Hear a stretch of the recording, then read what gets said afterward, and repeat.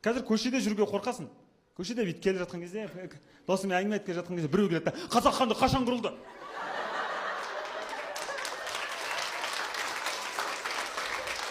Мороженое жеп тұрсың да сен. Керей ме, Жәнібек па?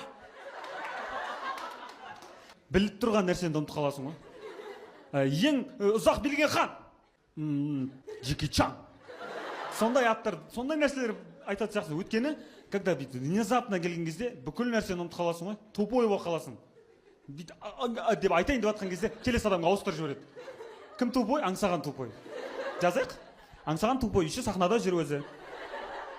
Осындай тупой адамдар неменеге шыға береді? Мен болсам ғой ана жерде. Кейін өзі болған кезде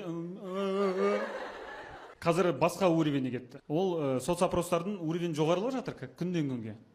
Қазір уже бүйтіп келе жатқанда. Кәлиманы айтыңыз. Мұсылман екеніңді ұмытып қаласың ғой. Имансыз болып кетесің ана жерде. Что говоришь?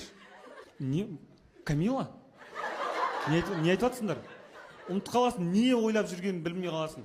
Сосын комментарий жазады. Аңсаған имансыз. Кәлиманы білмей ма? Бір сүре жаттап алса болады ғой. Ол контент всегда өтеді. Не үшін деймін ба? Өйткені адамдарға өзінен тупой біреуді көрген приятно. Өйткені сен телефон мына жағында отырасың да? Тупой.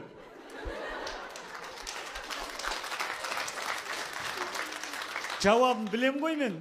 Жауап астында жазылып тұр, потому что саған келсе білмейтін ең.